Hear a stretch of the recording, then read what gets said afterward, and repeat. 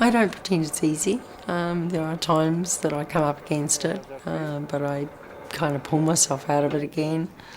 And I guess I know that you can actually change the way you feel about something. Don't ever doubt the strength of Christine Amosa. Okay, that's about right, Tim. She may not have the independence she once had, but Christine's been pushing past the boundaries set by her own body for more than 50 years. Christine has a degenerative condition that's led to the amputation of her legs and left her with very little hand function. And you're away. See you when you're out. All right. It's a really good feeling that you're in charge of something and you can do it on your own. There are limitations, but you can really push those boundaries, yeah. Now start letting your sails out now and turn. Christine has an hereditary disease called Charcot-Marie Tooth syndrome. CMT affects her peripheral nerves and has progressively destroyed the muscles in her lower arms and legs. Circulation problems and infection led to Christine's legs being amputated 6 years ago. But nothing was going to stop her pursuing her dreams, like learning to sail.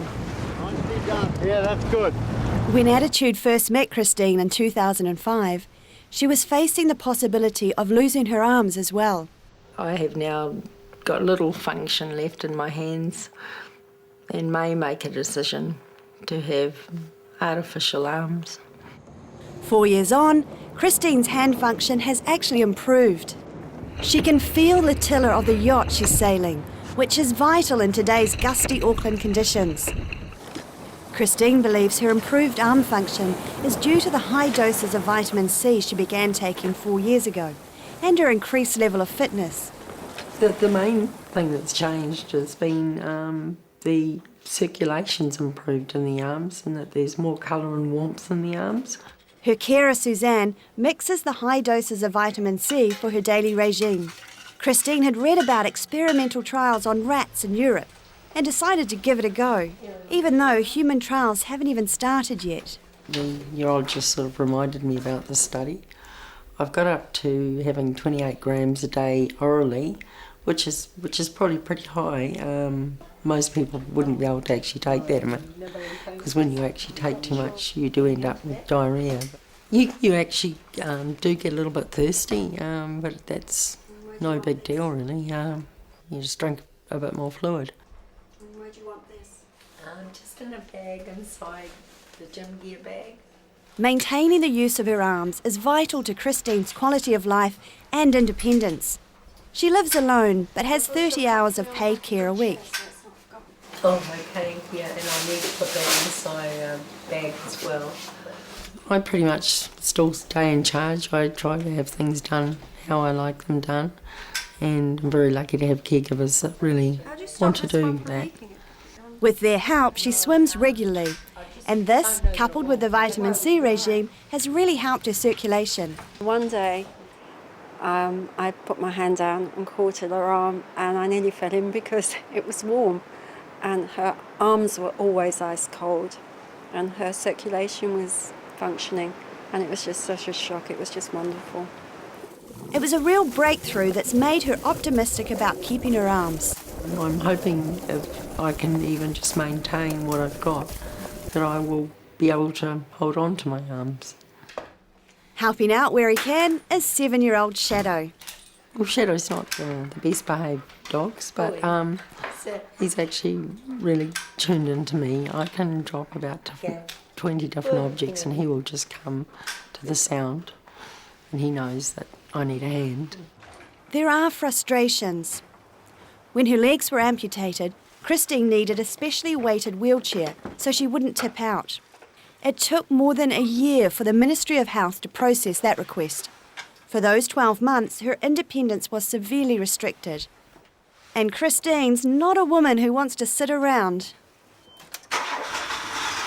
Her routine now revolves around exercise.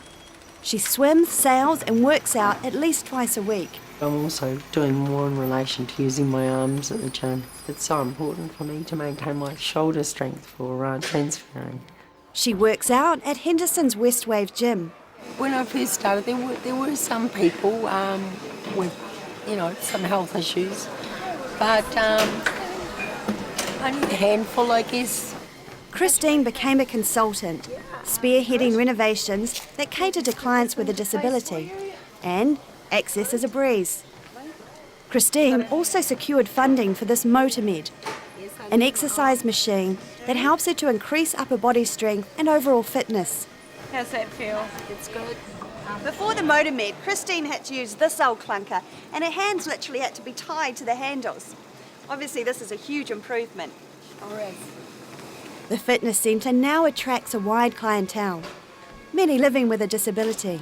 I think there's an increased awareness. I've certainly let all my friends know. In the meantime, the exercise and the vitamin C diet are really helping. But it isn't a cure, and she knows she may yet lose her arms. I still may lose the actual ability to lock my elbows, and that will actually stop me from being able to transfer. I've got very little function left in my hands now, and I may make the decision to have powered arms.